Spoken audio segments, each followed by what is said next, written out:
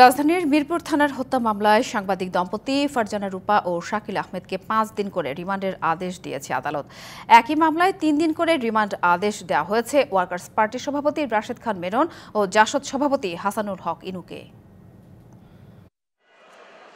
জুলাই অভ্যুত্থানে আনোয়ার হোসেন পাটোয়ারি হত্যা মামলায় সোমবার ঢাকার মেট্রোপলিটন ম্যাজিস্ট্রেট আদালতে নেওয়া হয় সাংবাদিক ফারজানা রূপা, শাকিল আহমেদ, রাশেদ খান মেনন ও হাসানুল হক ইনুকে। মামলার তদন্তকারী কর্মকর্তা প্রত্যেক আসামির 5 দিন করে রিমান্ড আবেদন করলে রূপা শাকিলকে 5 দিন এবং ইনু ও মেননকে 3 দিন করে রিমান্ডের আদেশ দেয়। একই আদালত ভাটারা থানার মামলায় 3 দিন করে রিমান্ডের আদেশ দেয় টাঙ্গাইল 5 আসনের সাবেক সংসদ সদস্য সানোয়ার হোসেন ও ব্রাহ্মণবাড়িয়া সদর উপজেলা আওয়ামী লীগের সহসভাপতি মোহাম্মদ আবু মুসা আনসারিকে।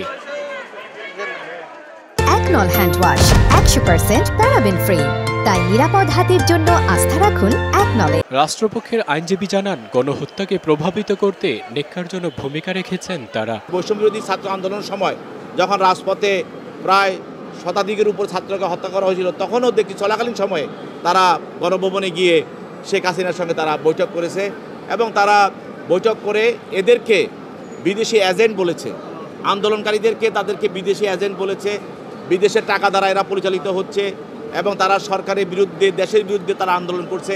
এদেরকে দমন করার জন্য তাদেরকে বিভিন্নভাবে তারা কৌশলে শেখ হাসিনাকে প্রশ্ন করে তাকে উত্তেজিত করেছে। অতএব এদের ভূমিকা খুব ন্যাক্কারজনক ভূমিকা ছিল।